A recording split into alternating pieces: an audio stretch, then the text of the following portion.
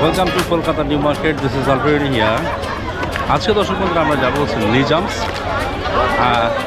Lunch করতে। অনেকটাই দেরি হয়ে গেছে, ক্রিসমাসের সময় কলকাতায় ভিড়টা আপনারা দেখুন। প্রচুর প্রচুর মানুষের ক্রাউড, এখানে হিউজ ক্রাউড। আমরা যাবো হক্স মার্কেটে, যেটা নিউ মার্কেট থেকে যেটা হক্স স্ট্রিট আছে, এটা হচ্ছে হক্স স্ট্রিট। এই স্ট্রিটটা পার করে হচ্ছে সেই রেস্তোরাঁটা। তো লাইটগুলো যখন জ্বলে উঠবে রাত্রে তখন অসাধারণ লাগবে। একেবারে সাধারণ একটা দিন, ভাবলাম আজ খাবো কিছু আলাদা, তাই রওনা দিলাম কলকাতার নিউ মার্কেটে, যেখানে 1932 সাল থেকে দাঁড়িয়ে আছে একটাই নাম, নিজামস। প্রায় 100 বছরের ইতিহাস শুধু একটা সাইনবোর্ডে লেখা। দোকানের সামনে কোনো জাঁকজমক নেই, কিন্তু ভেতরে ঢুকতেই অনুভূতি হলো এই জায়গাটা খাবারের চেয়ে স্মৃতির দাম বেশি বোঝে। হালকা আলো, দেওয়ালে পুরনো ছবি আর রান্নাঘর থেকে আসা ঘি আর মশলার গন্ধ।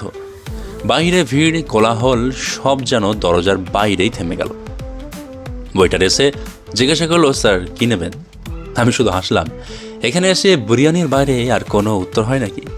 অর্ডার দিলাম এবং অপেক্ষা শুরু হলো।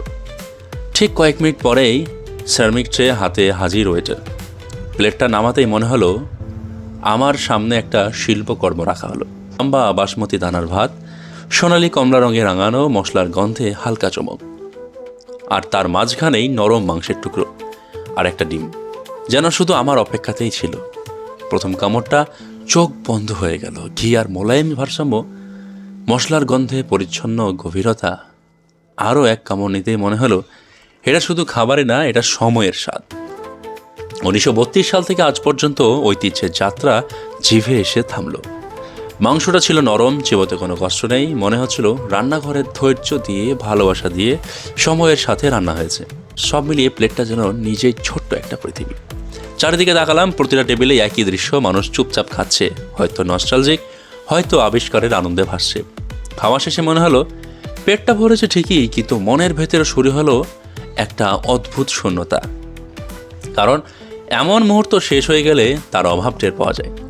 বাইরে বের হয়ে নিউ মার্কেটে ভিড়ে আবার ডুবে গেলাম, কিন্তু ভেতরে যেন রয়ে গেল নিজামসের গন্ধটা, বিরিয়ানির উষ্ণতা আর সেই শান্ত সন্তুষ্টি। আজও মনে হয় সেদিন আমি শুধু বিরিয়ানি খাইনি, আমি ইতিহাসের একটা অংশ চেখে দেখেছি। সকলে ভালো থাকবেন, সুস্থ থাকবেন। ভিডিওটি ভালো লাগলে লাইক, শেয়ার, কমেন্ট করতে ভুলবেন না। ধন্যবাদ। জয় হিন্দ।